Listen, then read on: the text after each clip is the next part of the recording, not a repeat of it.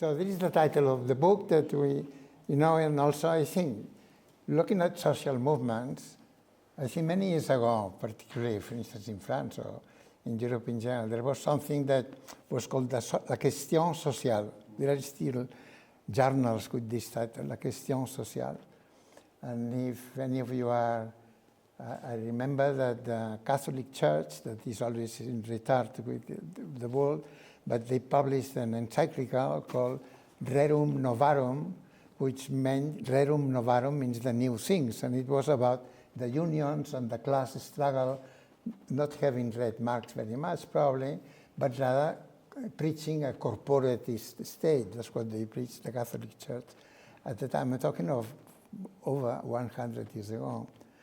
And now the Pope, as you see, this Pope now is publishing encyclicals and things, very interesting ones, on climate change and the environment, isn't it? So from the social question, we have reached now the socio-ecological question, as Zera Yassin says in some recent articles. And in between, there have been, of course, the agrarian question by Kalkowski, the Agrarfrage, but you don't need to say it in German. And there were also lots of people, for instance, my book is called Land and Water, in Spanish would be Tierra y Libertad, and this comes from the Russian Semlia y Volia, from the Narodnik in Eastern Europe. There must be some Eastern Europeans here who would understand the Russian. And also Zapata in Mexico, Tierra y Libertad. The only thing I have done, I have added water and air, isn't it? Air for two reasons, because we are contaminating the air, and also because air now is used as a raw material for windmills, isn't it? And there are lots of conflicts about this, not about the wind, property of the wind, but other property on the land, because you need the towers and so on. So in the others, we have now like 4,000, almost 4,000 cases. And in the last years, the younger people working in the others are enthusiastic about new energy forms, isn't it? Whether it's lithium for batteries or windmills and so on. And there are many conflicts about this too. So going back to the social question, you had the agrarian question, the urban question, and then, of course, you have the gender question or the feminist question. And you have books already from the 70s, like Françoise Daubon in France, which I had a book, which I read many years ago, about ecological feminism. She was the person who introduced the word ecofeminisme in French in 1974. Le féminisme ou la mort is the title of the book, but the internal content of the book is about environment and feminism. Well, there are many kinds of feminists and so on, but obviously feminism is a social movement which is growing in the world, from Iran to Argentina. So you have all these social questions, and perhaps you have the anti-colonial question or the anti-Black Lives Matter, but with many other sort of manifestations in the last 3 or 4 or 100 years, depending on the strength of. And now we have something that with Zera Yassin I would call the socio-ecological question that overlaps with the other ones. Of course, there are green parties, as the German Green Party was founded as on green issues only, anti-nuclear and so on, but simultaneously the socio-ecological movement or the green movement or the what I call, we're calling in another book, the environmentalists of the poor and the indigenous, this overlaps with the other things quite often. We have seen already some examples of this. It's people complaining against they have no property of the land, isn't it? And they cannot get food, and at the same time, perhaps, not only not property of the land, but a company comes and says, now we are going to put palm oil, for instance, or eucalyptus plantations, and we are going to evict them. No, before they were sort of squatters, and now they are evicted. So all the questions come together. So in this book, which is an outcome of the others, and there are other books coming out and many articles that we have like 70 academic articles published, and some of you are aware of this because you have other added some cases or have students who have been working on this. So I try to answer this question. Is there a global movement for environmental justice? Since we are here in a very academic set, I will confess that I don't know. I don't say this in public so often or so openly, because even the book has no question mark, but I don't know. I think it's coming. It's coming in the way that I am going to explain. And the book is constructed at the others also in geographically, because as was explained before, the geographers in the past divided themselves into human geographers and what they call inhuman geographers. The inhuman geographers is a legitimate kind of thing to do before there were humans, isn't it? Like you have biology before humans and biology after humans, much more recent. So it's the same thing. But the geography, now one of the sources for political ecology is geography, okay? And the other is anthropology, as you know. From the 80s, the words political ecology were used from the 80s, coming from geography or coming from anthropology. So this book is about political ecology, global political ecology, and of course it's an atlas. I am not a geographer myself, I am a lapsed economist, as I describe myself, and an ecological economist. So, but now you can make atlas like this, is easier than it used to be. I also call it a social history archive, because I was more of a social historian or economic historian, and I hope it does not disappear. It is in some server, which, to tell the truth, I don't know what it is, and I hope will last forever, and it doesn't rot like paper, or the rats don't eat anything. And we are adding cases, and apart from the geographical chapters in the book, there are thematic chapters. And one could write other books, and one could add other thematic issues, isn't it? Some are pretty detailed, like, for instance, if you read in the second paragraph, it appears sand mining. Sand and gravel mining for the cement factories and for building is the biggest amount of tons coming into the economy come from sand and mining, isn't it? And we were discussing in the morning to what extent this can be reused or recycled. But apart from this, there is also a very specific kind of sand mining, which is sand mining for heavy metals or heavy materials, like ilmenite for titanium, rutile, and also zircon, garnet, and magnetite. Things that, to tell the truth, I am quite old already. 10 years ago, they existed, isn't it? So the other is very useful to expand your ignorance, because one finds, like now, rare earths, for instance.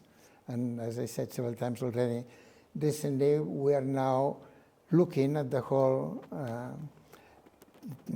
table of elements, you see? The periodic table that you have studied in chemistry when you were young, isn't it? So all these elements, or most of these elements, are now coming into the economy because of this, because all the other ones have already been spent, or because of the energy transition, the electrical transition, and for batteries and so on, they are going to use them. And this means that another concept which is very important, the frontiers of commodity extraction and also waste disposal, like electronic waste, for instance. But many of the frontiers of extraction, commodity extraction, are reaching the last places in the world, partly because of the entropy, you cannot use it twice, and partly because of the novelty of these materials. So this is a chapter in the book about sand mining for metals. And one finds themes in India, in both coasts of India, in Africa, in eastern South Africa, with people being killed defending the beaches against the sand mining companies. Also in Senegal or in Gambia, and there are many. Okay, so this is what happened. So the book is also a book about commodities, which economists don't usually study commodities one by one. They look whether they are in the market and whether the price goes up and down and so on.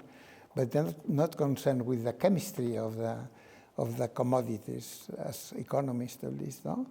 And even, so I already mentioned this.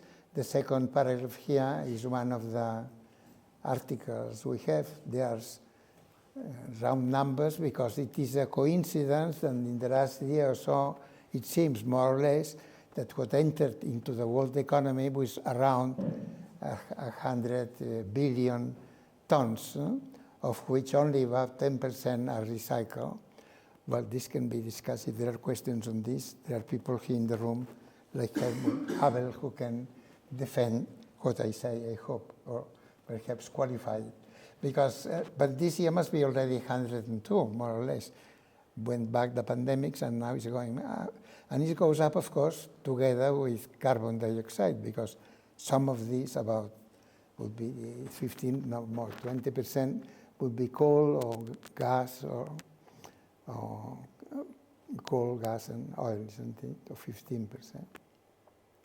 And therefore, there are many conflicts, isn't it? And this is what happens, isn't it? We have already talked about this.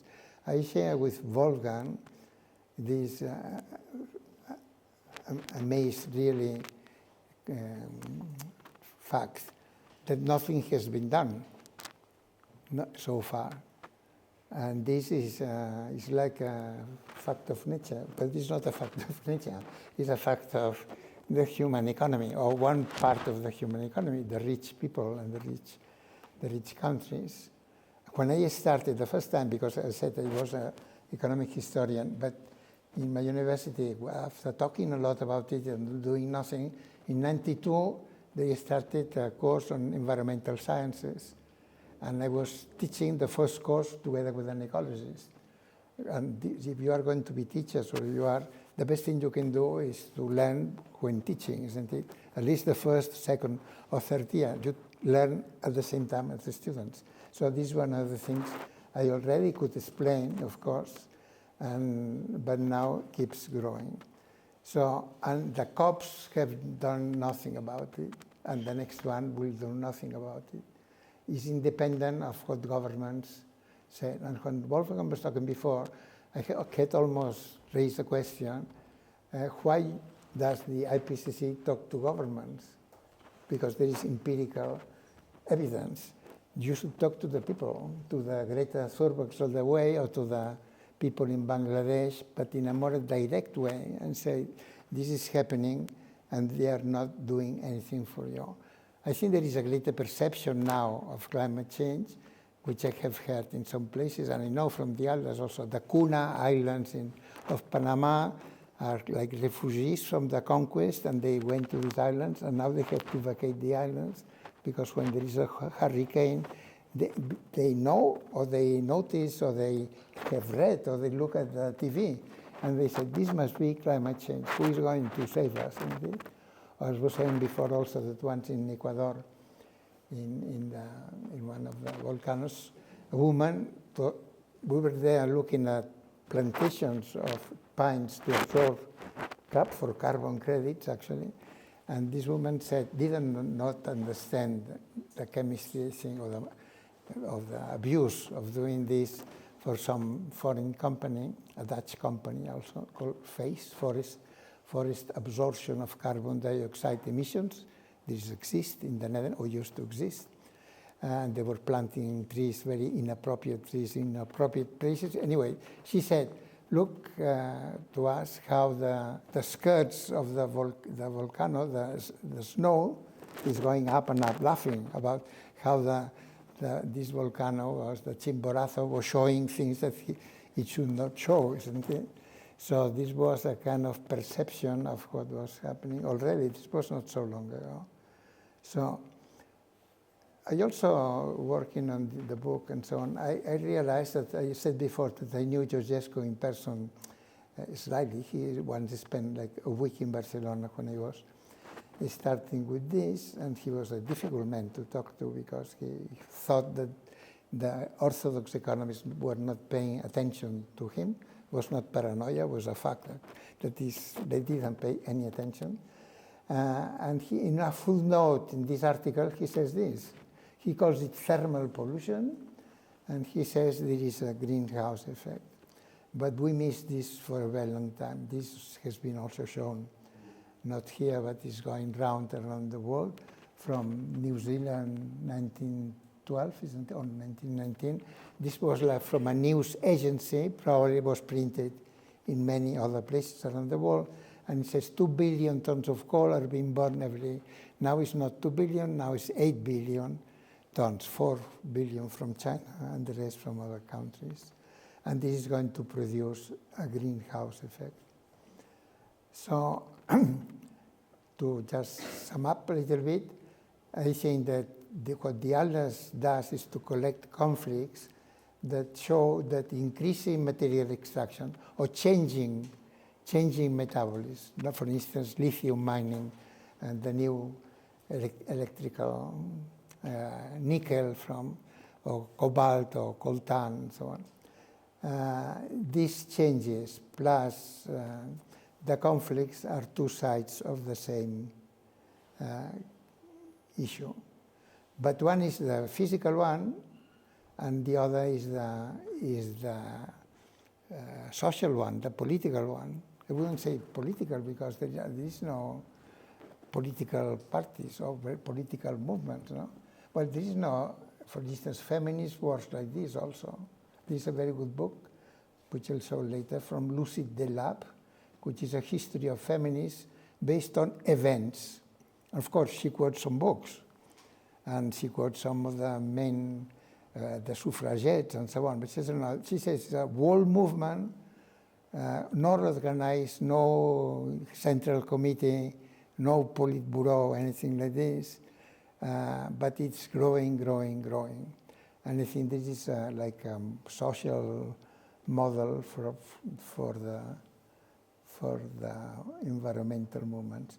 This, if you have read what I had the pleasure actually of sending to you, which was the preface to my book and the table of contents. So you know this, or you can look at it again. The table of contents with some geographical, for instance, the Philippines. I think there is somebody, or there was somebody from the Philippines here, because they're a very violent country and many environmental conflicts for extraction of minerals or biomass. And also some transversal ones, like chapter 4, about a collection of women environmental defenders killed, that we started to write when Berta Cáceres was killed in Honduras, and there are hundreds of Berta Cáceres in that sense around the world with their names. And there was a doctoral thesis, and the girl who wrote it, Elena Tran from California, she said, I'm going to call the thesis Unnamed Women, because I have failed in naming all of them. We don't know all of them. Sometimes because they are killed in demonstrations, no? But sometimes are killed by people. So there are a number of transversal chapters with a little star, and at the end there are more. And what I could comment, for instance, is on chapter 27, which is what I said at the beginning about Lafarge or Total Energies. So we could write on corporate social irresponsibility, and to try, I think, because I think there is also a big room in universities, I never thought about this very much, which is called business studies, isn't it? Or business economics, or business schools of business economics. And many students go there hoping to make money, I suppose, or hoping to learn something, I don't know. Many more than go to economics. And for instance, in Barcelona, there are several of these. But there is one which is like a subsidiary of the Toulouse Business School. And now we have contact with them. And the teachers are nice people. I mean, they probably don't know how to make business themselves, so they teach how to make money. Anyway, they are nice people. And they are interested in this question of looking at firms, especially extractive firms, which appear in the others, because Google and so on, although they have the others a lot, but they do not appear. Perhaps they should appear because of the expenditure of energy. The other thing is, for instance, who are the protagonists, which I mentioned in a minute. Chapter 21 is about population and resources, because I am am a big fan, being from Barcelona and knowing anarchists in Barcelona until '39, which is the year that I was born, and the anarchists were killed or had to go away. But anyway, there is this history which comes from France also. In France there was a movement who put themselves the name, which is not very elegant, of La Grève des Ventres.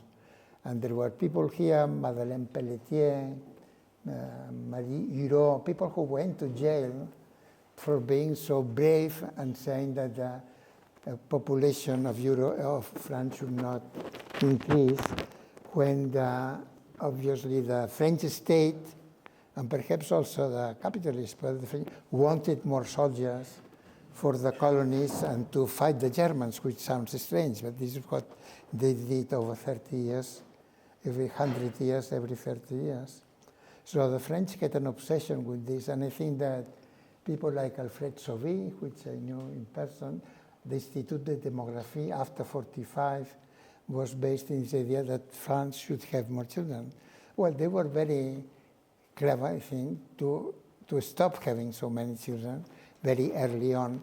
But apart from this, there was a kind of movement around the world, a feminist movement mainly, saying that women should have the children they want to have and not more. And this is something that people of your age, or even my age, have lived, isn't it? But this is still new in some places. So I put it in the book because I had a long chapter not published in English yet. That's one reason. And the other because I think it's relevant. So one thing that can perhaps tame the killing curve and make it stop, decrease a little bit, would be changes in technology, which I love very much. Another would be degrowth in the economy, which I believe in the countries, in rich countries. And the third question would be decline in population. And this is the only thing that will certainly happen is happening already in your lifetimes. So this is why there is this chapter. And then to go back to the environmental justice movement as a social movement, well, I'll repeat here what I said before. The social movement do not start with organizations. When Marx wrote Capital about class struggle was going on for a very long time, even the working class struggle.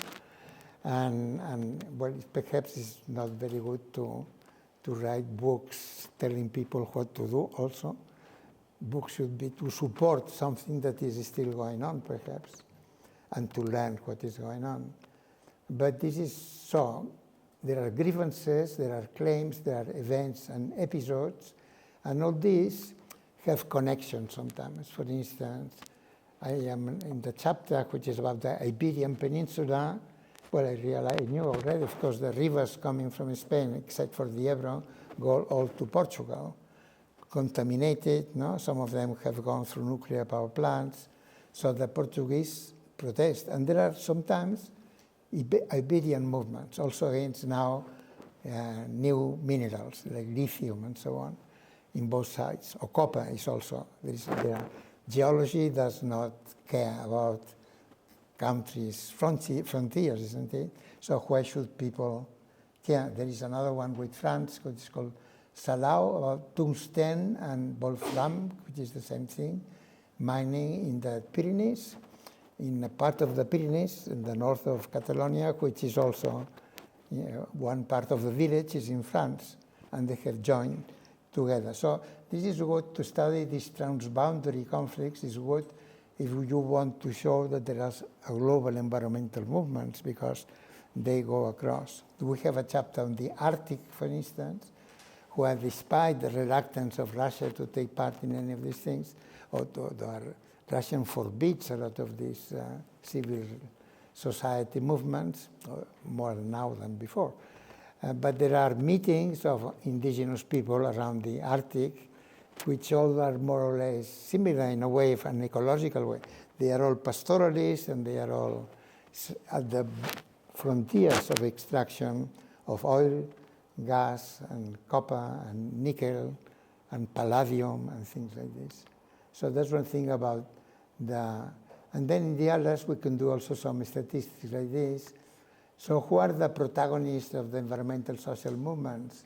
Well, I don't know, but what we get from the others, which of course is a form, and the form perhaps influence on the reality, because we ask in the form, are there waste speakers, or are there pastoralists, or fishermen, or fisher folk, or religious participants that we find Buddhist, or liberation theology in Latin America, or in the Philippines, who are bishops in the Philippines, are very often involved in protests by indigenous people against mining in some places in the Philippines, in Mindanao.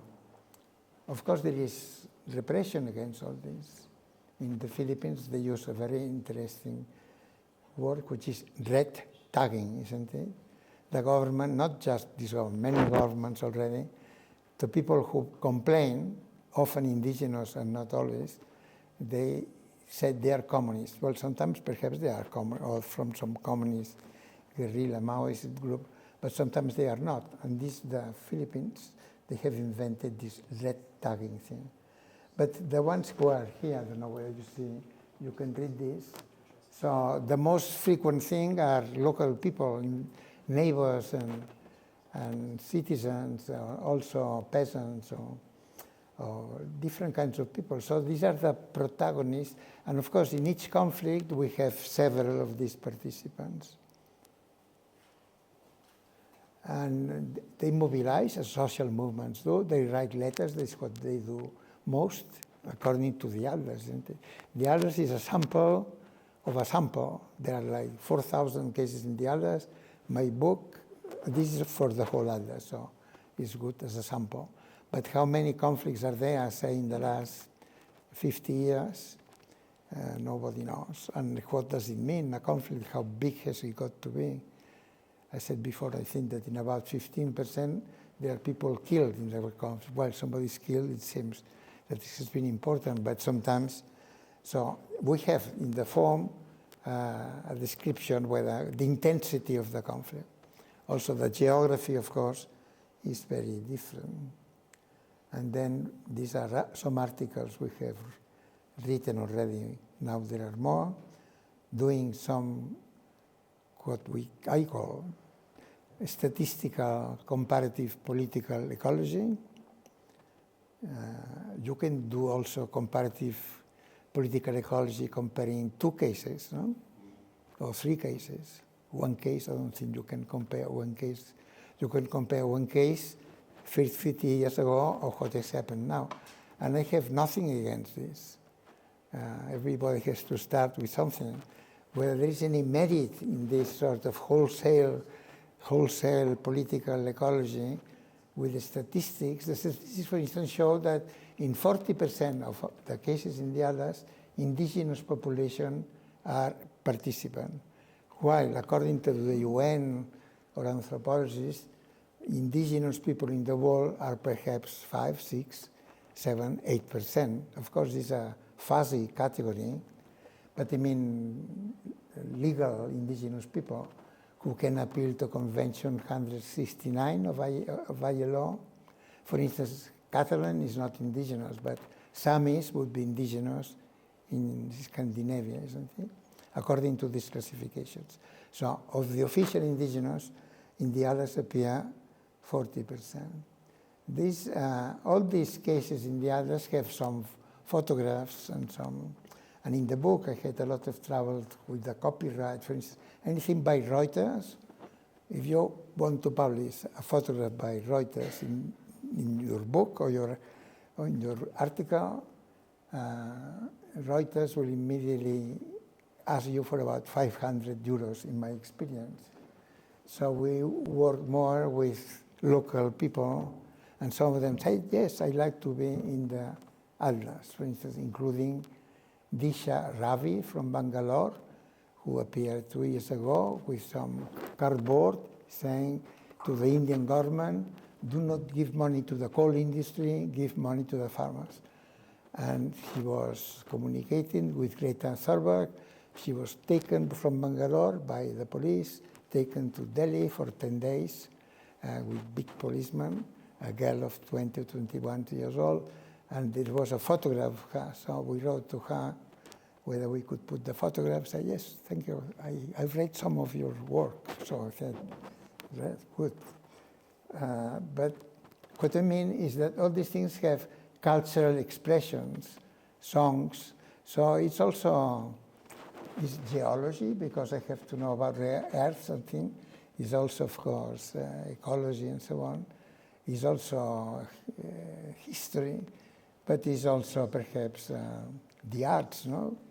The arts, and in this case, what they, I don't know whether any Italian in the room, I'm finishing, is that they don't want this TAP, which means that Trans-Adriatic pipeline, but coming really from Turkey and perhaps from Azerbaijan, I don't know, comes from somewhere, and it's the southern gas pipeline, which is a good idea to have the southern one, because as you know, the North Stream had some difficulties.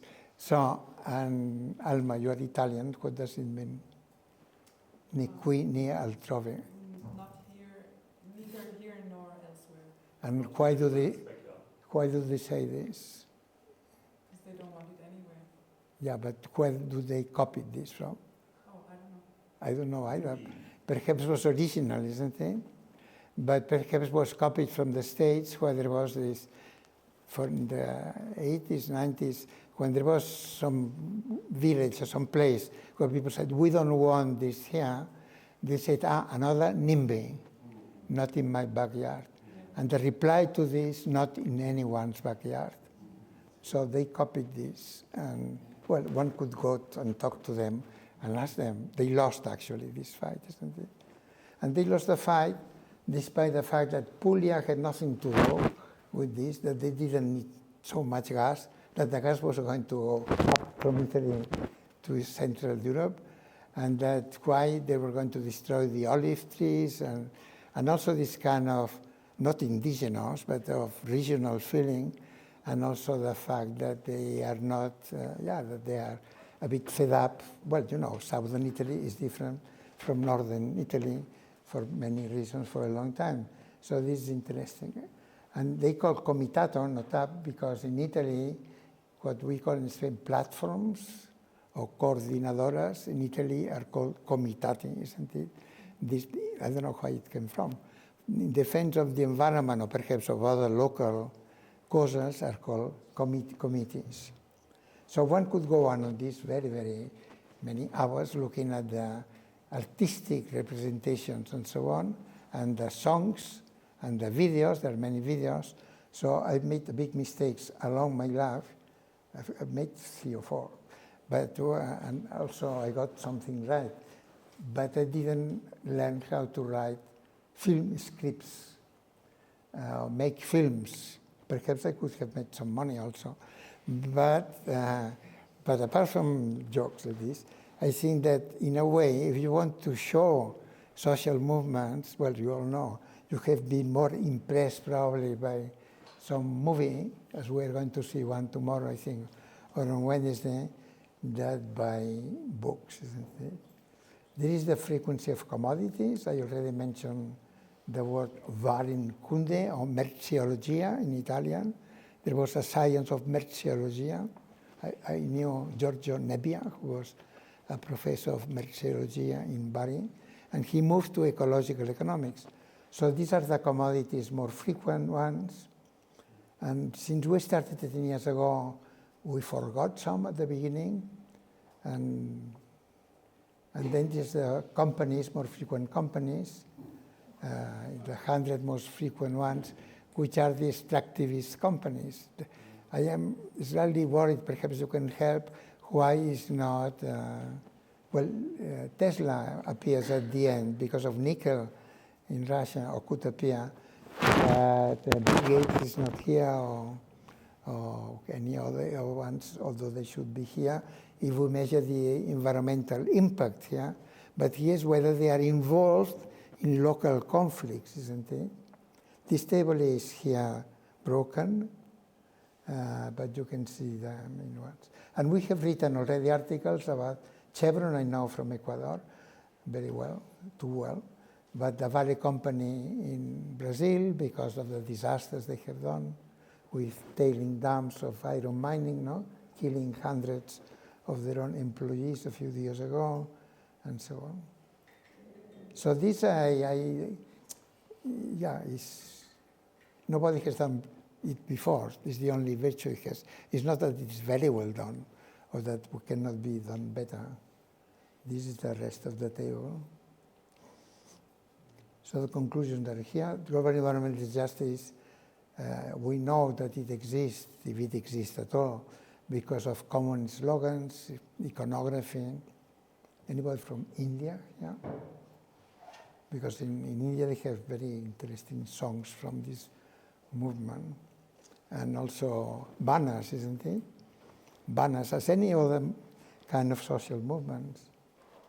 And how to call it, in my book before, which some of you know, I call it Environmentalists of the Poor, against this idea that the environment was a luxury good, and that the environmentalists were the WWF, or Nietzsche Conservancy. This was already 20 years ago that we wrote this with Ramachandra Guha, who had written a book on the Chipko movement. And we found it funny, actually, this idea that the rich people were more environmentalists. And the environmentalists of the poor mean this. But perhaps one could be also, as I said here, there could be an alliance between the sadists here in France, that they have invented a name. Means the environmentalists of the people, not the poor people, of the people, no? Ecologismo popular, ecologisme du peuple, perhaps, I don't know, sounds a bit populist. And the sadists and the zapatistas or this. In Marxist terms, if there are any remaining Marxists in Osua or in the meeting, I think some of you are. This links very well with something that James O'Connor in 1988 in a journal called Capitalism, Nature and Society, in the first issue, I knew him also in person, described as the second contradiction of capitalism. I don't know of any of you read Nancy Fraser, if you are feminist, and the hidden abodes of capital. She has to use new words to become well known. But this was more or less already explained in terms of this, that capitalism has a first contradiction, which was very quickly said. There has a tendency to accumulation of capital and to make profits, but has to sell the commodities, isn't it? If it exploits the workers, or even more, the people living outside the system, then there is no market for the production. But this is Marx for first year of class. This was the first contradiction. The second contradiction is how capitalism depends on unpaid. Even you cannot pay. It's not a question of externalities. Externalities are not market failures. Externalities are cost-shifting successes, as somebody wrote some years ago. So what we see in these conflicts is that there are expressions of this contradiction between growth, economic growth, or changes, and the environment, nature, and the people who depend very directly on nature. And they express this conflict not in terms of strikes for the 8 hours day, for instance, or refusal to do peace work, or all the manifestations in the working class movement that go on in India. There have never been so many industrial workers in the world as today, in absolute terms. Or the agrarian movement of land to the tiller, for instance. I never heard anybody say this in actual, I know from books, land to the tiller. But this existed, or tierra y libertad. So these are different, and they're expressed with different language and appealing to different values, not only economic compensation, but also, for instance, the sacredness of the mountain or the river, or, for instance, livelihood needs. No? In the morning, there was some mention of poverty and Piketty, isn't it?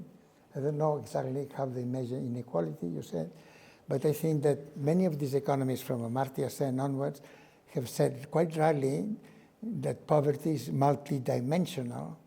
So this is what we have in the atlas. We have 4,000 cases of ecological distribution conflicts which cannot be reduced. The companies would like to reduce them to externalities and pay some compensation, cheap compensation sometimes.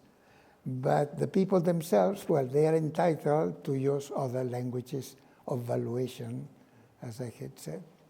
And this can be operationalized, if you want, in multi-criteria evaluation, not in cost-benefit analysis, reducing everything to money. So in this kind of research, we also show this, that there are many different values. For instance, reading this, the last phrase, reading now the biography of Madhav Gadgir in India, who was a very good ecologist who went to Harvard, and Ed Wilson asked him, can you stay here doing mathematical biology, and went back to India.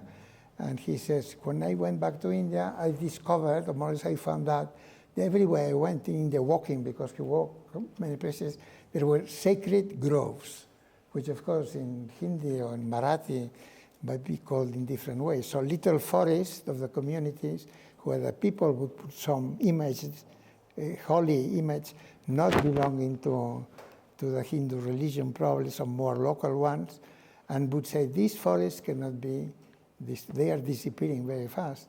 But here you had values of sacredness against the eucalyptus industry or the mining industry on the losing side, actually. So all this that I do, I think is good, we do, it's not myself, is good for two kind of disciplines, ecological economics, because we put together the metabolism and the valuation contest, and also it's good for political ecology because we study the conflicts. Thank you very much. Thank you.